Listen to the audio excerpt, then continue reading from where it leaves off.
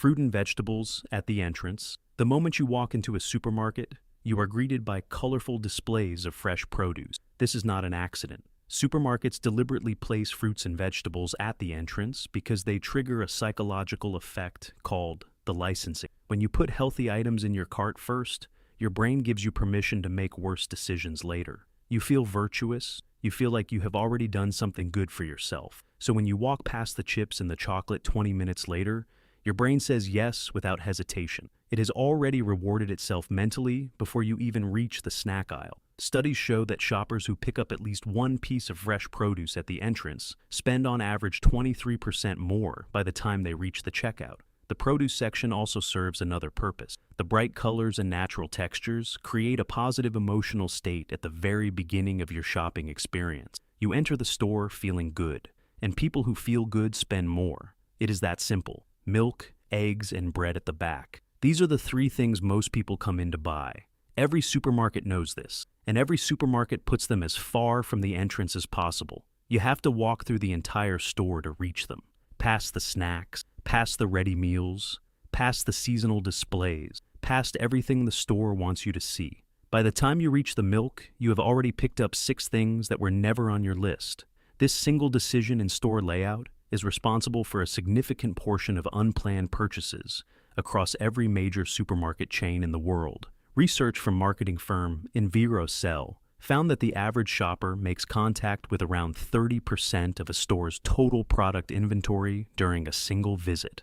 The longer the path to essential items, the higher that percentage climbs. Some supermarkets have gone even further, placing the bakery near the back as well, so that the smell of fresh bread pulls you deeper into the store before you even realize you are being guided. Eye-level shelf psychology. The shelves you look at without thinking are the most expensive real estate in any supermarket. Products placed at eye level sell dramatically more than products placed at the bottom or top of the same shelf. Supermarkets charge brands a premium to be placed there. The brands that pay the most get the most visibility. What this means for you is that the cheapest version of almost any product is almost always at the bottom of the shelf, slightly out of comfortable sight. Supermarkets know that most people do not bend down. They design the shelves around that exact behavior. One study found that simply moving a product from the bottom shelf to eye level increased its sales by up to 80%, without changing anything else. The product did not improve. The price did not drop. Only the position changed, and that was enough. Children are not exempt from this either. Products marketed at kids, cereals, sweets, colorful packaging, are placed at a lower eye level, specifically calibrated to the height of a child sitting in a shopping cart. End cap displays. The displays at the end of every aisle feel like deals. They look promotional. They are surrounded by sale signs and bright colors. But most end cap products are not actually on sale. Research consistently shows that simply placing a product on an end cap increases its sales by up to 30% without changing the price at all. The visual language of the display does the work. Your brain sees the positioning and assumes value. Supermarkets charge brands significant fees for end cap placement because they know exactly what it does to purchasing behavior. Some supermarkets rotate end cap products every week specifically to create a sense of novelty and urgency. If you see something on an end cap that was not there last week, your brain interprets it as a limited opportunity. It might not be there next time. So, you buy it now. That feeling of scarcity is entirely manufactured. Pricing tricks. The number 9.99 has been studied for decades. It works not because people cannot do math, but because the brain processes the first digit first. 9.99 feels meaningfully cheaper than 10.00, even though the difference is 1 cent.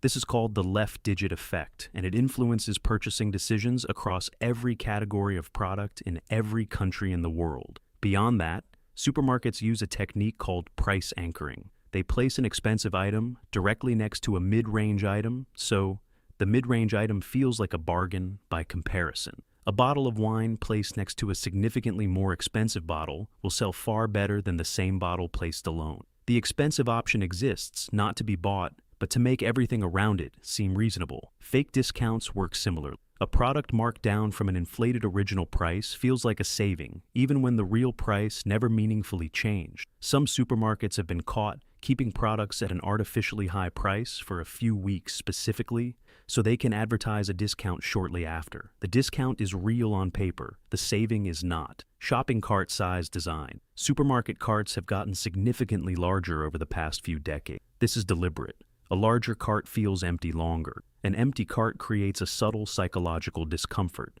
a feeling that you have not yet done enough, that you have not finished, that something is missing. Shoppers with larger carts consistently spend more than shoppers with smaller carts or baskets. When supermarkets in various studies replaced standard carts with double-sized carts, average spending increased by over 40%. The cart is not there for your convenience. It is there to make your purchases look smaller than they are. Some supermarkets have also removed the option to take a basket entirely in certain sections of the store, quietly forcing shoppers into carts. A basket has a physical weight limit, a cart does not. And that difference shows up directly in the average transaction value, store layout, and customer flow. Most supermarkets are designed so that you move through them in a specific direction, typically counterclockwise. Research suggests that counterclockwise movement causes shoppers to spend more time in the store and spend more money. Wider aisles slow you down. Narrower aisles and less profitable sections speed you through. Dead ends force you to backtrack through sections you have already walked through, exposing you to products a second time. The placement of popular categories is carefully mapped to maximize the distance you travel between essential purchases. Every extra minute you spend in a supermarket increases the probability of an unplanned purchase. One retail study estimated that each additional minute a shopper spends in a store results in roughly $1 additional spent. Supermarkets are not just selling products. They are engineering time, music, lighting, and smell manipulation. Slow music makes you walk slower. Slower walking means more time in the store. More time in the store means more spending. This has been proven in controlled retail studies multiple times. In one of the most well-known experiments, a supermarket alternated between fast and slow background music on different days. On slow music days, shoppers spent significantly more time in the store, and sales increased by nearly 40% compared to fast music days. Lighting in the fresh produce section is tuned to make vegetables look more vivid and fruits look riper than they actually are. Meat sections use specific warm lighting to make products look fresher. The bakery section is often placed near the entrance or ventilated in a way that sends the smell of fresh bread through the store deliberately. The smell of food triggers hunger. Hunger makes you buy more. And hungry shoppers consistently make more unplanned purchases than shoppers who have eaten before arriving. Impulse purchase zones at checkout. By the time you reach the checkout, your willpower is depleted. You have made dozens of small decisions throughout the store. Decision fatigue is real and measurable. Your brain is tired. The checkout zone is designed specifically for this moment of vulnerability. Chocolates, energy drinks, magazines, batteries, small snacks. Everything placed there costs very little individually, but adds up across millions of transactions. Supermarkets know that the resistance to a $1 or $2 item at this stage is almost zero. Your brain does not have the energy left to evaluate whether you need it. You just pick it up. This zone generates a disproportionately high amount of revenue relative to its physical size. Some supermarkets have begun placing self-checkout machines further from the exit, specifically to route customers past additional impulse displays on the way out. Even the act of leaving is monetized. Loyalty programs and data collection. The discount card feels like a gift from the supermarket to you.